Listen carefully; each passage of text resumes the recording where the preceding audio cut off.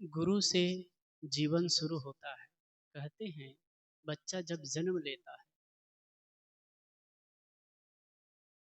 कहते हैं नहीं, सबका अनुभव है।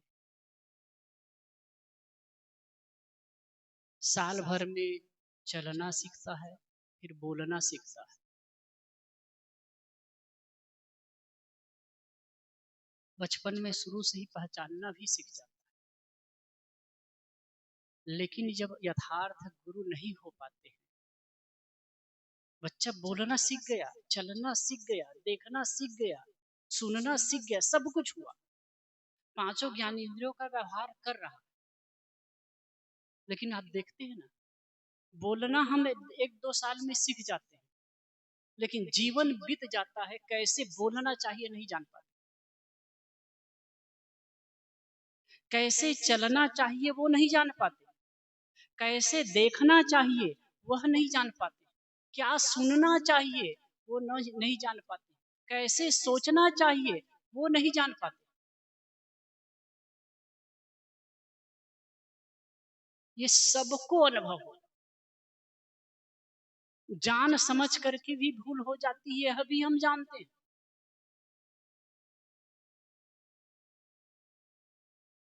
लेकिन जब यथार्थ गुरु मिल जाते हैं ना, गुरु का मार्ग क्या काम है, उनका मार्गदर्शन क्या होता है, गुरु बताते हैं कि कैसे बोलना है, बोले कैसे, चले कैसे, जीवन कैसे जिए।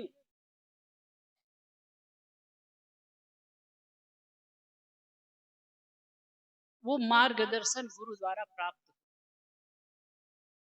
इसलिए गुरु की महती आवश्यकता है। जीवन में किसी भी क्षेत्र में प्रगति चाहिए, विकास चाहिए, किसी भी क्षेत्र में, तो जिस क्षेत्र में हम आगे बढ़ना चाहते हैं उस क्षेत्र में गुरु की आवश्यकता होती है, चाहे वो कोई भी क्षेत्र हो।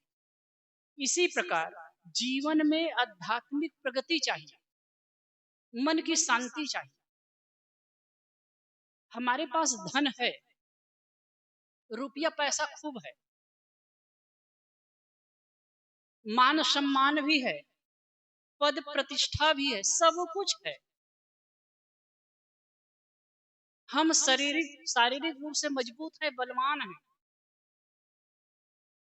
प्रतिभा संपन्न है, लेकिन यदि मन में शांति नहीं, मन में चैन नहीं, तो क्या है। बाह्य उपलब्धि करते करते करते करते आदमी मन से आतंकित होता है, दुखी होता है, पीड़ित होता है। जब तक मन शांत न हो, जब तक मन तृप्त न हो, गीतम भी है, स्यादात्म तृप्तस्य मानवः,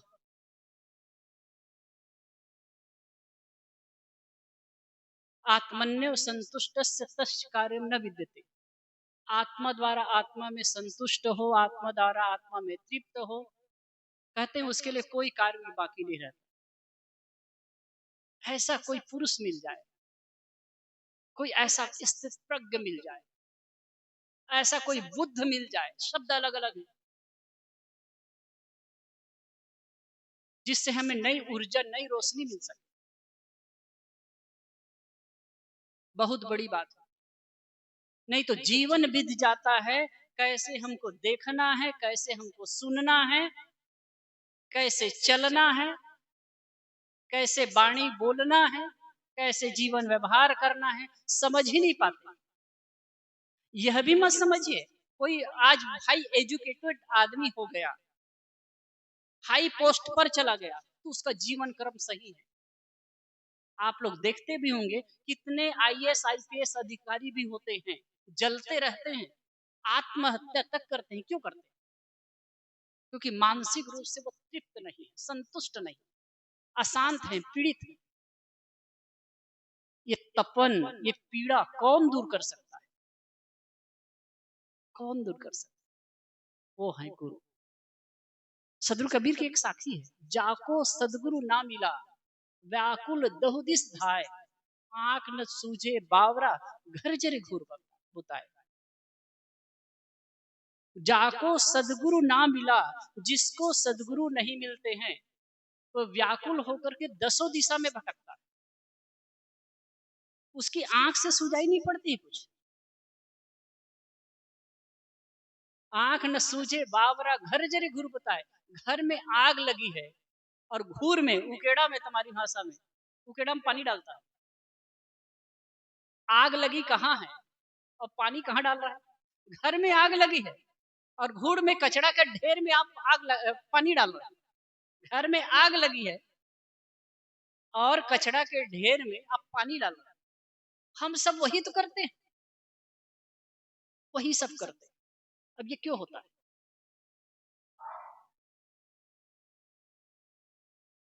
आपकी पीड़ा कहाँ है? हृदय में, अंतस्थल में। क्यों है? क्यों अशांत हैं? क्यों दुखी हैं? क्यों अतृप्त है? क्यों असंतुष्ट है? अब होता क्या है, इसको हम बाह्य कर्म कांड से संतुष्टि प्राप्त करना चाहते हैं। थोड़ा संतोष हो सकता है। एक सज्जन कल या परसों आए थे, मेरे पास बैठे थे, कुछ चर्चा कर रहे थे, कुछ सामान लेकर के आए थे आश्रम के लिए। फिर वो तीर्थों की बात किए और कुछ अपने ढंग से बात किए। उसके बाद कहे कि साहब ये पगथियों छे के, ये पगथिया है। और आप करते हैं हाई के एजुकेटेड वाले बात, वो पगथिया है। मैं कहा सही बात है, निश्चित ही उसकी आवश्यकता है। एक बुद्ध, बुद्ध का उदाहरण इस भारतीय परंपरा में, ये दो उदाहरण इतने जबरदस्त हैं, एक महात्मा बुद्ध का और एक सदगुरु कबीर का। ऐसे दुनिया के झंझा को झाड़ कर ऊपर उठे, जागे, होश पैदा किए। ये बहुत बड़ी बात है। इसीलिए कितने विचारक कहते हैं बुद्ध का कोई पर्टिकुलर गुरु नहीं था, कबीर का भी गुरु नहीं था, क्योंकि अनेक लोगों के पास में गए, कुछ कुछ सीखे जरूर, लेकिन वो बुद्धत्व प्राप्त किए स्व संवेद्य से, स्व अनुभव से, स्व अनुभूति से। ऐसे कबीर के बारे में कहा जाता है, कबीर के गुरु कौन थे? रामानंद। सदगुरु कबीर के गुरु थे रामानंद। और रामानंद जी के पास में जाकर के सीखे होंगे जरूर, अगर रहे होंगे तो। लेकिन अंततः वो कह दिए रामानंद राम रस माते, कहा ही कबीर हम कहीं कहीं थाके। रामानंद जी राम के रस में मतवाले थे, हम कह करके थक गए। और तब इसमें दो बातें, कह के थकना किसे होता है? जो अपने होते, अपने आप बच्चों के कहते हैं, या किसी को घर के आपके सदस्य हैं, संबंधी, उसको कहते हैं अरे कह के थक गया जी, नहीं मानता है वो।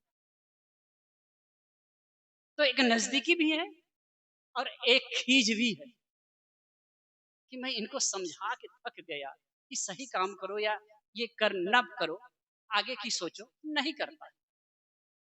किस राम की बात कर, किस राम की बात कर, बुद्ध किस तत्व की बात कर? बुद्ध तो राम वाम छोड़ दिए, हटाओ, छोड़ो राम की, परमात्मा की ये झंझट छोड़ो। कहे कि जीवन में दुख है, और दुख है तो क्यों है, और इसको हम कैसे दूर करें। और सही बात,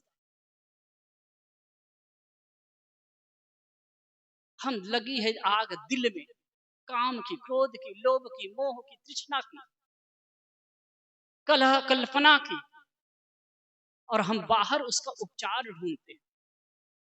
कोई मंदिर में, कोई मस्जिद में, कोई तीर्थ में। हाँ जाते हैं, बढ़िया है, जाना भी चाहिए, लेकिन असली उपाय, असली समाधान कहाँ है? आपके अंदर, आपकी समझ में, आपके अंडरस्टैंडिंग में।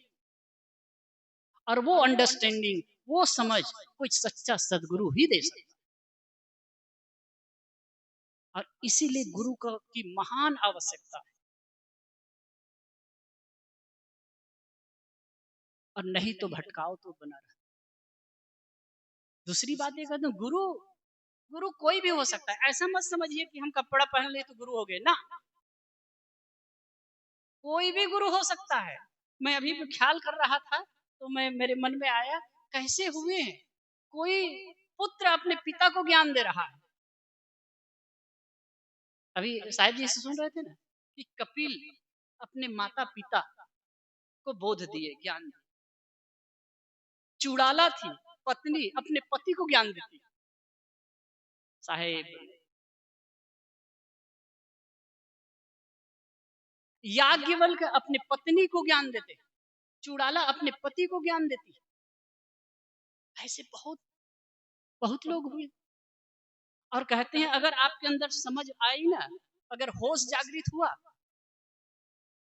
तो हर जगह से आपको सीख मिल सकती है। दत्तात्रेय जी महाराज के लिए कहा जाता है उन्होंने 24 गुरु किए, सब जगह से ज्ञान ग्रहण किए। कभी कभी लगता है हम कैसे सोए रहते हैं, वो पृथ्वी से, चंद्र से, सूर्य से, पक्षी से, अजगर से, सांप से, भौरे से, सबसे सीख ग्रहण कर रहे। हम भी उसी चीज को देखते हैं। कुल मिला के देखें, जहां से समझ पैदा हो गई, होश जागृत हो गया, वही हमारे लिए गुरु हो जाए। उनका उपकार है जीवन। और अंततः मन की शांति तभी संभव है, तभी संभव जब अपने अंतर की जलन मिटेगी। और वो जलन बाहर पानी डालने से नहीं हो सकता है, अंदर समझ पैदा करने से होगा। और उस अज्ञानता को, उस अविद्या को, उस कारण को दूर करने से।